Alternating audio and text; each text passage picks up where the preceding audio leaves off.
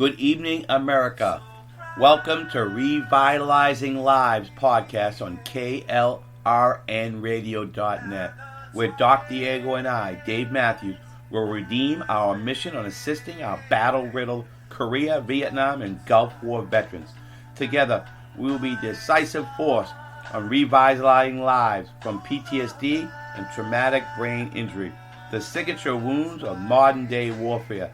And myself, a former VA TBI patient, and Dr. Diego, a licensed clinical psychologist that specializes in PTSD, we will fuse an unprecedented chemistry. So whether you receive one of these wounds or even both from combat, in theater accident, or MST, military sexual trauma, we will unearth the resources to get you, your family, or friends the help they need through our audience and our oath-taken, God-given talents.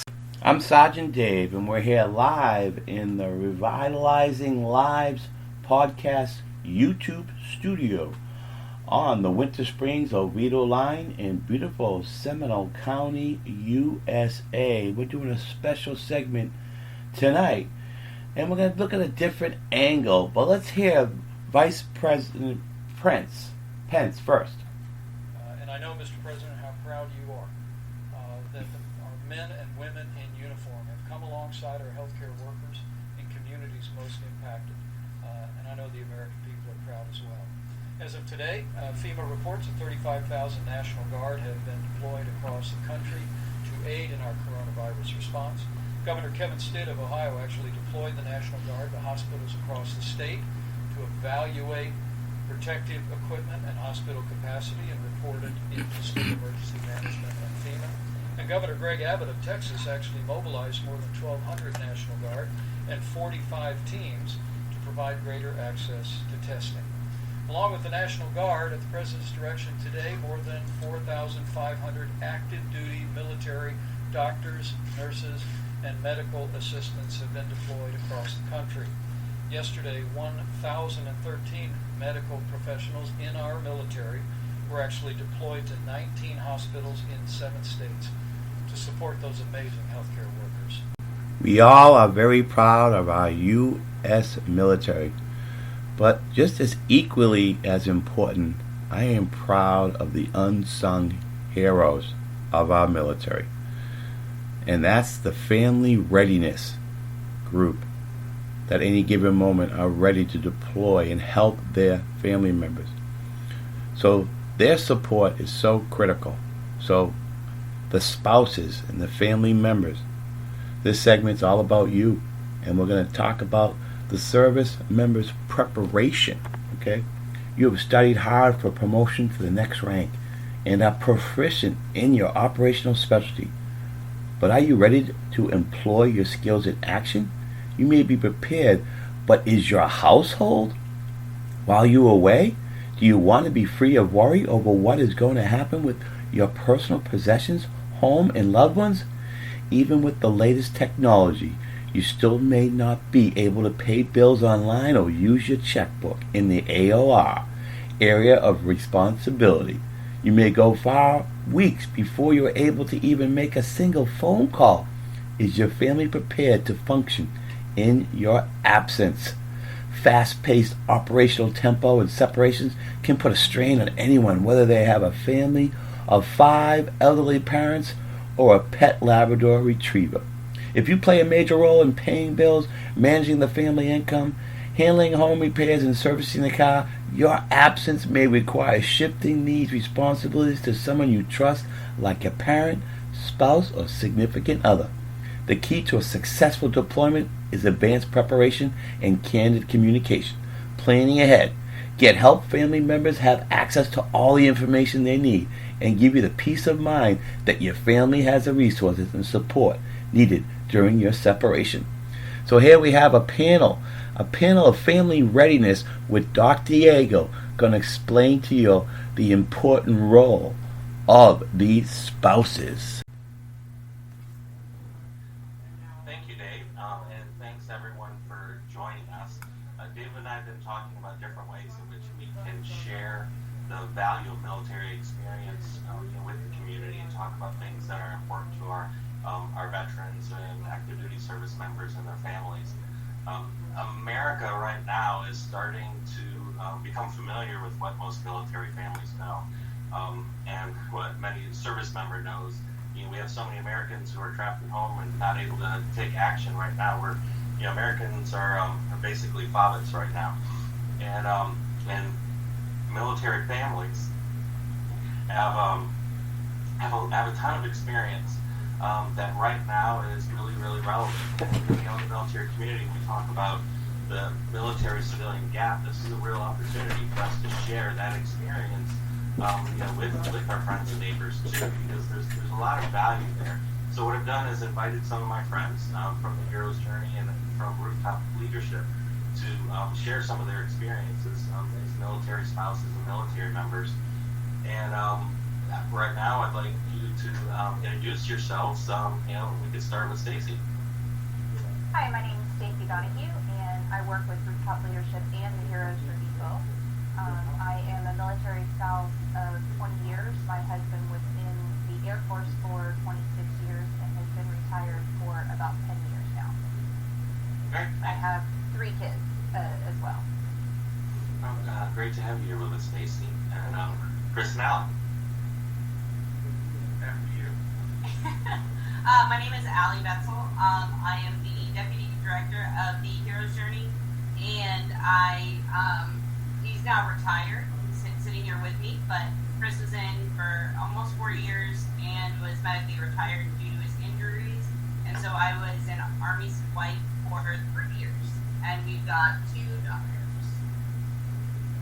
And then my name is Chris Betzel. I don't have to say anything now, but I was in the Army for 3.5 years as an infantryman, and now I work for the Hero's Journey on the last outplay side as the Chief Logistics Officer, and then the Hero's Journey as a storyteller. Great, glad to have you with us. And Amy. I have the same amount of kids too. Oh. My name is Amy Vanderpool. I am the spouse of an Army Special Ops guy. He was in 23 years. We've been married almost 26. He's been retired 4 or 5 years, and we have 4 children, ages ranging from 21 to 9, and I have homeschooled all of them. So Great. Well, glad to have you with us. So one of the first questions I want to put out to the group, and something I need you guys to answer, is when you start thinking about stuff that the public is experiencing now. People aren't able to celebrate the birthdays that they want to. Some people are not able to be with their loved ones, with their parents. They're being separated because of our current situation. This is a very similar kind of uncertainty. Military families are really resourceful. They know how to operate with uncertainty and low resources. What have some of those experiences of uncertainty been like for you that you think other people can relate to in our current situation? I think one of the biggest things I have found is that, we've used Skype, Zoom, FaceTime to contact loved ones, whether it was my husband when he was out of town or it was my parents because we moved away from where they were.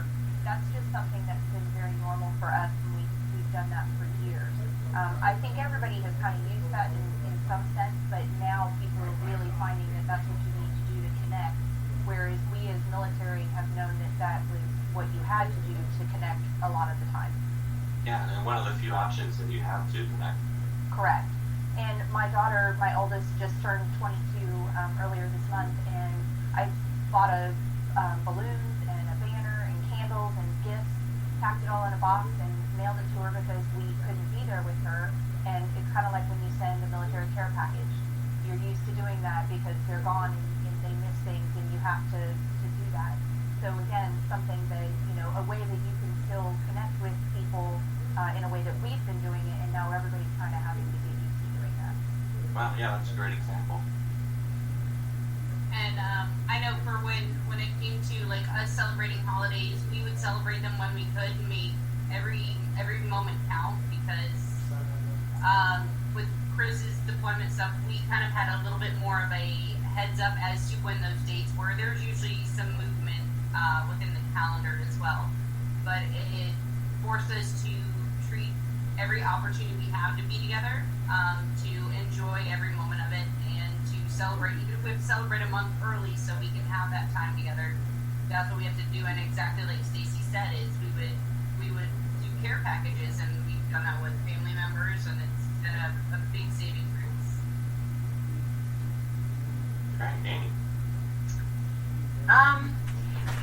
Zeke's first deployment was many years ago, and it was before we could do FaceTime and Skype and that kind of thing. Even phone calls were very unreliable. I think in the 9 or 10 months that he was overseas, we were able to talk on the phone twice. So email was really important then, and that was kind of neat because it was sort of new age writing letters, and we got to know each other in a different way. So that was really neat. For me, dealing with him being gone usually encompassed two things. One, I would have a project that I would work on, something that would give me an opportunity to focus on something other than the fact that he was gone and that our daily life was a little different. And then I would also plan a trip with the kids, something big that they could look forward to and that they could tell him about later and that kind of thing. I was very fortunate to have a community that came in and supported us because he was not active duty, he was National Guard, so we didn't have the built-in resources that a lot of times active duty people had. We didn't even live in the same state that that his unit was from, so I didn't know, I mean, I knew people from his unit, but they didn't live near us. So I was very blessed to have people that came alongside and knew that he was gone and would come weed eat or watch the kids or do things because we don't live near my family either. So just some of those things that we had to sort of make do with what we had. I will say something that's different about this situation is exactly that. It's made it very hard for people to be a community physically. You know, times when we would take food to somebody or somebody would come here, like I said, and sit with the kids or whatever. Some of that we've had to circumvent. And I think that's been a big frustration, is just that real human connection. And that's hard. That's been really hard with this. Yeah, I mean, and those are some great examples of how to maintain that connection and you know, using the technology. I mean, think about it. If this was just 5 years ago with the way broadband services were, I mean, you know, doing Zoom and everything. I mean, somebody posted a meme of like 18 years ago with a Nokia phone. I mean, it's like, you know, people, you know, it would be a very, very different experience. And you know, and having worked with military folks for so long, I've seen that transition to, like, with the email and the video calls and, you know, and all the different things where it's like, it's actually increased the amount of connection opportunity we have. And, you know, with the folks in the special operations community being the exception, having sat phones. So they, you know, they have the ability to call home and stuff. But so now that infrastructure exists, and it's really cool seeing people using it, just like we're using the technology now to connect and build those relationships. So Chris, what was it like for you as a service member when you're deployed to be able to have that contact from home? I mean, of course, that's a big deal. I mean, for us, we had email and whatnot, and we had a call center which you could go and, you know, make calls and whatnot. Just being able to connect back to people in real life was awesome. You know, just having the email, having the call and whatnot is a super important part of, like, you know, your mental health while you're deployed. Well, absolutely, and I'm glad you said it like that too, about being able to connect to real life, because that's one of the things that I've been thinking about. It's like, that's why I was making the joke earlier about most Americans being bobbits now, because it's like we're all stuck. You know, we're away from real life. We can see it on TV. We can see it across our screens. You know, when you're stuck like that, you know, you and I joke a lot about stuff. That's one of the things I love about hanging out with all of you guys, is the humor and being able to process it. What are some of the ways that humor is helping you with this time right now? Yeah, we do joke about some pretty dark stuff. And I think humor is a super important part of at least me making it through this. I mean, I guess I've always I was a kid, kind of used humor to cope with difficult situations. And then I got into the Army and I found out that having a really dark sense of humor and being able to laugh at things that you shouldn't be laughing at, just being able to do that was just an awesome way to stay sane. I mean, because if something dark pops up or whatever, you can make fun of it, you can find a way to laugh, or you can think about it seriously and have it make you cry. So I don't know, I'd rather laugh instead of cry. So Yeah, I'm right there with you. I mean, it's really important to feel our feelings, but also to express them during this time. I mean, that's part of that, maintaining that connection. I mean, it's pretty wild that most of us, we're in the same storm, maybe not the same boat. I mean, I've heard that going around, which kind of fits. But being able to express what we're going through and have that mutual support is one of the things where maintaining that connection is, really important now. But some of this, their current situation feels very familiar to our service members, who are, separated from the military, but also our military families, because of this degree of uncertainty, and there's some pending threat, right? Any of you care to share about some of those similarities and differences right now, about how this time feels familiar to you? For me, it honestly feels a lot like my transition out of the military and back into civilian life. Like, it's a very similar feeling. Everything's just kind of strange, and you feel like a foreigner in your own country. There's a lot of weird stuff going on. It's a struggle to find purpose. You don't feel like you fit in anywhere. You're not a place when you leave your house. That's a lot. I guess that's how it feels, and I guess a lot of people are feeling it now. It's like, you have a structure, you got a routine, and then just a wrench gets thrown, and everything stops. Yeah, I mean, that's really a great comparison because there is that sense of urgency, the uncertainty of what's next. It's not like we're just going to get it all clear and go back to what we're going to do. I mean, what we're learning now and how we're responding, especially, being able to respond and make these changes and learning to adapt is actually preparing us to be able to work towards what's next. If we just waited out on the couch watching Netflix, I mean, there's going to be plenty of time to do that. But if we're just waiting it out for the all clear for it to go back, it's like we're going to come out into the sun and be pretty surprised. So the things that we're doing now to sort of have those connections, have a semblance of real life, and find those meetings, whether you're celebrating your birthday on the day or changing things up. It's really, really important to do that as part of adapting and having those meaningful experiences. The last question I have for each of you guys is if there were three things right now that you learned from being a service member or in a military family that might help civilians right now, what would those three things be? For me, I found that change is inevitable. So learning to adapt to that is how you deal with it. And I'm just used to, as a military spouse, this is what is happening, and you learn, you figure out how to do it. There isn't a question. So I think that's a big one, to focus on the good things and the things that you can control. Because a lot of this right now is out of our control, and if you try to focus on that, it's not helpful at all. It's just going to cause you more stress. So only focus on the good things and the positive and what you can control, and then to make the most of the time that you do have together, because you never know when you're not going to have that time. So now we have plenty of time, and so make it count. Oh, great. Thank you for that, Stacy. How about you, Amy? What would you have to offer? Definitely a lot of what Stacy just said, something that we've allowed the kids to do. My daughter's engaged, and her fiance is spending a lot of time with us. So there are 7 people in our house, a lot. Oh. We're all tired of each other at this point on some level, but what we've allowed them to do is to complain, because there are things that they can legitimately complain about, one of which is we're not sure if the wedding is going to be able to happen, and that's been a big frustration. But then to turn around and say, okay, let's talk about the good things that have come from this. Zeke has been able to be home more than he probably ever has in our entire marriage, and that's been really nice for lots of reasons.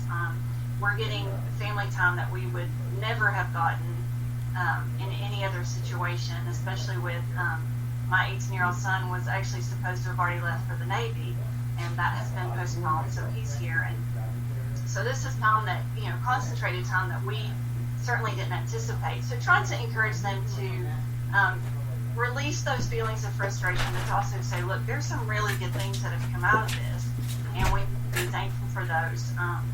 And that we're, in a place that we can enjoy it and not feel financially strapped like I know a lot of people are. And just trying to focus on the positive and make it the most of the experience.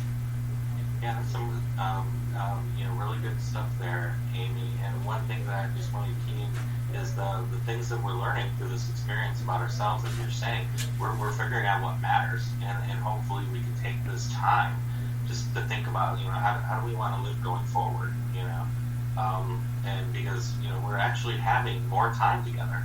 I mean, and I'm kind of enjoying a little bit of the break too. I mean, I'm constantly on the move and traveling. This is the longest I've been in one spot since I can remember. But I'm enjoying some of that time connecting with folks. Allie and Chris. All right. So when it comes to like our three things, I would say, or for at least for me, is we've always kind of had this mantra in our household. It's keep on keeping on. There's no other option.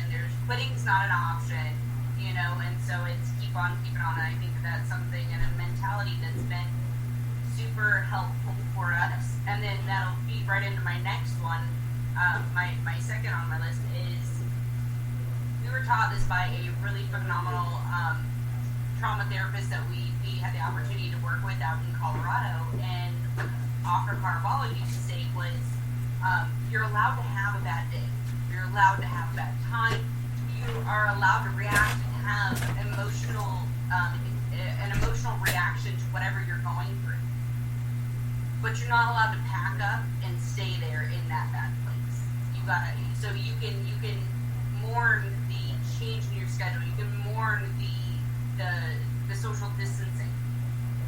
But you're not allowed to stay in that depressed, yuck mood, because that's not going to be constructive at all. And so I think that giving yourself that permission to have a bad day and then pick yourself up tomorrow and get right back to it and doing what needs to be done for the best of yourself and for your family, I think that's really, really important. And then expect the unexpected would be my third one. We never know what's going to happen, so it goes right back to the first one. Keep on keeping on. No matter what life throws at you, make lemonade with it. Whether you got walnuts or, tree leaves, you gotta kind of pick up your attitude and roll with the punches and connect with the people you can, where you can, and sometimes some of the struggle redefines your support system. So making sure that you have the outreach also, and you are connecting with the people that you care about and that are in your life that play a role in making sure that you guys can all kind of check in on each other, no matter what distance is in place, no matter what restrictions are in place. Just do what you can to do the best for you and your family. Thanks, Allie. I mean, I think what you just described really kind of typifies the difference between doing something because you have to, which a lot of people feel in their situation right now that they have to, and doing this because of what you value. You value the connection. You want your kids to survive. You want your family to do well, and therefore you adapt to it. Chris? Yeah. So my three things were, first, don't sweat the small stuff. That's kind of how I try to bring things around here. Like, if it's a minor inconvenience, there's no reason to flip out about it. If it's something big, okay, but I don't think we have enough time or energy to waste it spending it mad at little things that are beyond our control. And next, this one's really important to me, is to spend quality time together. And I mean, like, not watching TV or everybody sitting on the couch with their phones all playing, but like actually put that stuff away and hang out and talk and play cards, do stuff like that where you're just communicating and actually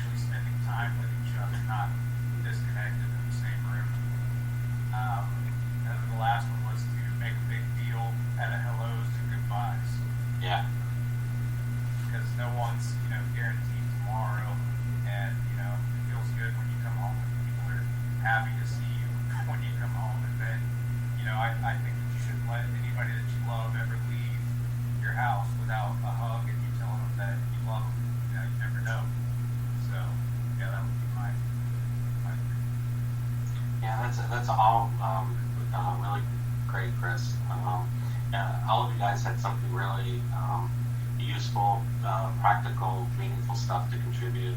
I mean, you guys really typify the value that our military families have to share your wisdom and experience with our fellow community members, locally and wider.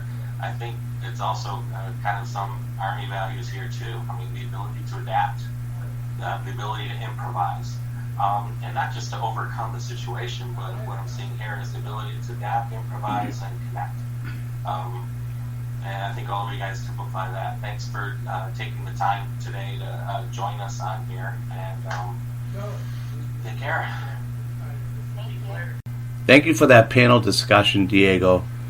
That was some really good insight, and I just want to cover something that the Family Readiness put together. And so, before quarantine life, a lot of people had said, I don't know how military families do it. Well, now most of the world knows a taste of how it's done. Birthdays can't be celebrated as you like. Vacations have to be canceled at the last minute. Not knowing a date, you can plan anything. Emotions all over the place. Unknown future state of life. Here's a plan. No, scratch that. This is the plan. Wait, that's changing. This is the plan. Yes, this is it. Oh, things are more serious than we thought. The plan is this, and we will update you with a revised plan as we go. All holidays canceled. You can't see your family. You miss saying goodbye to a person when they die. You miss a funeral. You miss a wedding. You miss your anniversary. You either embrace the suck or you lose your mind and happiness. You can't see your kids, grandkids, or parents. Your child's education is in limbo. The government pretty much dictates your life. People are in danger. Okay, also these things are true. You appreciate what you have. You make the best of your situations. Dates on a calendar are just that, and you celebrate the things when you can. You realize what's really important in life. You realize that time with your loved ones carries its weight in gold. You celebrate 4 holidays, birthdays at once. You value an experience over anything material because you know that you can always buy another couch later. But time, it doesn't work that way. You no longer judge people for having Christmas lights, trees up odd times of the year because you realize people do what they can when they can. Actually, you no longer judge any family because you realize we're all trying our best. Once your life gets back to normal, you appreciate everything more, so much more. You realize it's okay, there was not so epic birthday because your perspective has shifted on what's important. You lean on your family, you lean on your friends, your normal changes and you adjust. You're stronger because of your struggle. You learn that gratitude and mindfulness are tools that actually work. In the end, it will be okay, even with tragedy here and there because you are resilient. You have learned that you can't always control life events, but you control your reaction to them. And you've learned this takes practice. You will be stronger in the end of this journey. You will not be able to see it in the storm. You feel weak, anxious, defeated, or depressed, and not sure how you can make it. When it's over and the storm ends, you'll stand taller, stronger, more capable, and appreciative of what you have. Those profound words are from our unsung heroes of our military. That's the support system that we don't know of that's always there for our strong military. We thank you so much, Family Readiness team, and we do appreciate everything you do for our soldiers. And, well, that's all right. It's getting 0:30 for the show, and before I relax, never, and go into rack ops mode, go to Sergeant Dave Matthews at gmail.com. SGTDAVEMATTHEWS at gmail.com. If you have any ideas or resources for our veterans and community, and you can always comment me on my Twitter handle, at Sergeant Dave at Heroic Memorials, and you can like my Facebook page, Revitalizing Lives, on klrnradio.net. Well, until all our troops come home from Afghanistan, share this podcast to all your patriotic friends. This ground pounder would appreciate, and we'll see you every Thursday and Friday night at 9 p.m. Eastern Time on KLRN Radio for Remember the Fallen and Revitalizing Lives. All right, Pop Smoke out.